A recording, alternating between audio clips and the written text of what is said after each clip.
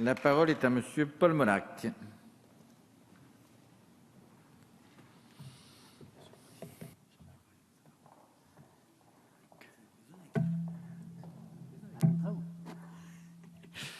Donc, Monsieur le Président, Madame la Ministre, Madame la rapporteure, chers collègues, en France, selon le carnet de BPCE, l'Observatoire, on estime que chaque année, 15 à 20 000 entreprises sont vendues ou fermées, ce qui représente 1 300 000 salariés, dont 2 950 entreprises saines, faute de repreneurs. Ce sont autant de savoir-faire, de compétences et de cotisations qui sont perdus.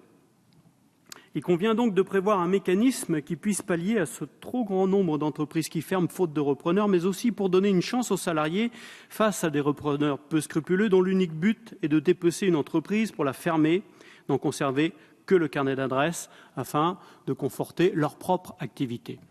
Je peux vous dire que dans certains cas, c'est une véritable angoisse pour les salariés qui voient petit à petit leur entreprise se faire dépecer. La comptabilité s'en va, puis les achats, puis les ventes, puis finalement la production est totalement délocalisée. Donc c'est une véritable inquiétude pour les élus des territoires. Quand nous voyons des fleurons, des PME s'en aller, être rachetés par un fonds de pension dont on le subodore qu'il n'est pas forcément intéressé par la production industrielle elle-même, eh bien je peux vous dire que ça nous met, nous également, élus locaux, pleins d'inquiétudes. Et nous pensons évidemment à nos territoires ruraux qui ont besoin de ces entreprises, qui ont besoin de cette industrie qui fait la vitalité de nos territoires ruraux. Dans ma circonscription, par exemple, c'est 20% de l'emploi qui est un emploi industriel, ce qui est énorme. Donc, je vous dis une inquiétude. C'est pourquoi, notamment dans un but de sauvegarde de l'emploi, cette proposition de loi du groupe GDR tend à ce qu'en cas de transmission d'une entreprise, le propriétaire détenant plus de 50% du capital communique aux salariés de la dite entreprise le prix et les conditions de vente et leur donne accès aux documents comptables afin de leur permettre de formuler une offre concurrente. L'offre des salariés doit être formulée dans un délai de 2 mois et est prioritaire, leur octroyant un droit de préemption pour la reprise de l'entreprise. Toute cession intervenue sans le respect de ces dispositions pourrait être annulée à la demande des salariés. On instaurerait donc un véritable droit de préemption au bénéfice des salariés. Ce droit de préemption se fonde sur le préambule de la Constitution de 1946 qui énonce dans ses principes le droit de travailler et le droit d'obtenir un emploi, le droit à la participation, à la détermination collective des conditions de travail ainsi qu'à la gestion des entreprises. Il se fonde également sur la législation des droits de préemption, puisqu'un tel droit existe déjà quand il protège par exemple le locataire d'un logement ou, comme l'a rappelé notre collègue tout à l'heure, comme je suis un ancien agriculteur, ça tombe bien, effectivement, un locataire ne peut pas être, tout simplement à la fin de son bail, ne peut pas être exclu. Pour le propriétaire, la possibilité dans les baux agricoles de récupérer la terre est vraiment limitée à une propre exploitation de sa part à lui ou de ses enfants. Donc, et c'est ce qui a permis d'ailleurs un développement considérable de l'agroalimentaire à la suite, en particulier en Bretagne. Jamais sans ce statut de fermage, nous n'aurions réussi à développer les entreprises agricoles comme nous avons réussi à le faire dans les années 60 et 70. Donc, c'est la base même. D'ailleurs, je rappelle que c'est un ancien ministre socialiste, Tanguy Prigent, qui a justement changé juste après la guerre ce statut du fermage. Car, à cette époque-là, chaque paysan pouvait être chassé de la terre qu'il cultivait à la Saint-Michel, donc au mois de septembre. Et donc le bail durait simplement 1 année. Et évidemment, il était sous la coupe totale des propriétaires. Donc loin, cet exemple-là montre que loin d'avoir amené l'activité vers le bas, c'est bien le contraire qui s'est passé dans notre cas. Donc la législation aujourd'hui ne protégeait pas le salarié en cas de vente de son entreprise en lui permettant de racheter grâce à un droit de préemption. Il est en effet pertinent de se poser la question et de laisser la possibilité de reprise, pas seulement au simple volontariat du chef d'entreprise. C'est pourquoi le droit de préemption des salariés, qui avait été initialement envisagé dans la loi Hamon sur l'économie sociale et solidaire, et le groupe écologiste avait déposé un amendement allant dans ce sens de cette proposition de loi.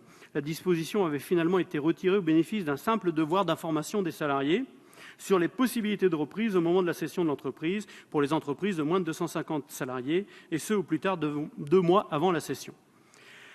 La possibilité leur est ainsi faite de formuler une proposition sans que celle-ci ne soit prioritaire. Les décrets d'application marquant l'entrée en vigueur de cette mesure ont été publiés en novembre 2014. Face à la mobilisation de certains chefs d'entreprise, et notamment le CGPME, le gouvernement a chargé le 21 janvier dernier la députée Fanny Dobre-Coste d'une mission parlementaire pour évaluer l'application de cette mesure. Celle-ci a rendu ses conclusions le 18 mars 2015. Le rapport suggère 3 pistes pour assouplir cette obligation. Premièrement, en cas de non-information des salariés, il n'y a pas d'annulation de la vente, mais une simple contravention, vraisemblablement un pourcentage du prix de vente de l'entreprise. Deuxièmement, un allègement de l'obligation de s'assurer que chaque salarié a bien été mis au courant. La date de première présentation de la lettre recommandée suffirait à faire foi. Enfin, troisièmement, l'application du dispositif aux ventes d'entreprises stricto sensu et non plus aux cessions partielles ou intragroupes. Donc, le gouvernement a alors fait savoir qu'il envisageait de reprendre ces préconisations par la voie d'amendement dans le cadre de la navette parlementaire de la loi Macron. Cependant, mardi dernier, le Sénat, à l'occasion de l'examen de ce projet de loi, a modifié le dispositif amont en limitant l'information des salariés au seul cas de cessation d'activité sans repreneur. Benoît Hamon, de son côté, continue à juste titre à défendre son texte et a fait remarquer que tous les garde-fous ont été mis dans la loi pour que le secret des transactions soit préservé et qu'on ne fragilise pas les cessions. Nous considérons, quant à nous, que le texte de Benoît Hamon est un minimum, qu'il nous faut non seulement préserver, mais qui aurait également mérité d'être renforcé en vue d'un véritable droit de préemption des salariés. C'est ni plus ni moins ce que propose cette proposition de loi rapportée aujourd'hui par notre collègue Marie-George Buffet. L'article 1er propose ainsi de créer pour les entreprises de moins de 250 salariés un droit de préemption des salariés lorsque le propriétaire de plus de 50% des parts sociales d'une SARL, d'actions, de valeurs mobilières, donnant accès à la majorité du capital d'une société anonyme ou encore propriétaire d'un fonds de commerce veut vendre. L'article 2 autorise quant à lui le conseil syndical à avoir recours à un expert comptable en cas d'offre de reprise de l'entreprise à laquelle il appartient et octroie un nouveau droit, l'heure syndicale. Cette heure mensuelle d'information syndicale à destination du personnel, à l'instar de ce qui existe dans la fonction publique, permettrait aux représentants syndicaux de se réunir avec les salariés de l'entreprise sur le temps de travail. Notre groupe parlementaire salue la volonté de création de ce nouveau droit à destination des salariés qui viendrait utilement consolider la procédure d'information afin d'accroître les chances de reprise par les salariés. Elle aurait eu toute sa place dans la loi Hamon. Un bref débat est par ailleurs né en commission quant au délai pendant lequel le droit de préemption s'applique. Le délai de 2 mois actuellement prévu est en effet trop court pour que les salariés intéressés par une reprise puissent suffisamment s'organiser. La rapporteure nous proposera par amendement de doubler ce délai pour le faire passer à 4 mois, ce qui nous semble judicieux au regard du temps d'information et de formation nécessaire pour une reprise réussie. Si cette proposition de loi est adoptée, elle permettra de répondre aux besoins des territoires pour maintenir l'emploi, souvent non délocalisable et source d'innovation, car ce dispositif concernerait de nombreuses start-up et PME innovantes.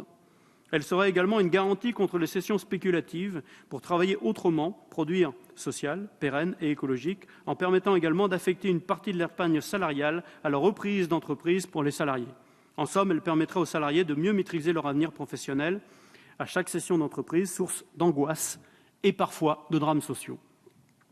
Enfin, l'adoption d'un véritable droit de préemption aurait également pour vertu de développer la propriété collective de l'entreprise, surtout sous forme coopérative. Aujourd'hui, nous estimons que sur les 160 000 coopératives de l'Union européenne, seules 21 000 sont françaises, ce qui représente tout de même 308 000 salariés. Il faut pouvoir encourager ce type d'entreprise, les SCOP, sociétés coopératives et participatives, notamment sur le modèle du Pays basque espagnol avec la société Mondragon. Véritable modèle unique au monde de coopératives intégrées, Mondragon jouit en effet d'une large reconnaissance internationale, fréquemment citée comme exemple, prouvant la possibilité d'asseoir une mondialisation industrielle sur un réseau coopératif unifié et diversifié. Le complexe Mondragon regroupe en effet plus de 116 structures. 2 tiers de ces 32 000 associés travaillent dans le Pays basque espagnol qui affiche un taux de chômage de l'ordre de 3%. Les crises financières, économiques et sociales répétitives renforcent les aspirations à plus de démocratie. La reprise d'entreprise par les salariés en coopérative est donc appelée à se développer. Mais au-delà de cela, bien loin de jouer contre les chefs d'entreprise, il est primordial de pouvoir maintenir l'emploi et l'activité dans les territoires en préservant les entreprises elles-mêmes de toute disparition pure et simple. C'est pourquoi nous estimons qu'il convient de renforcer le droit de préemption des salariés et que nous voterons pour cette proposition de loi. Je vous remercie. Merci, mon cher collègue.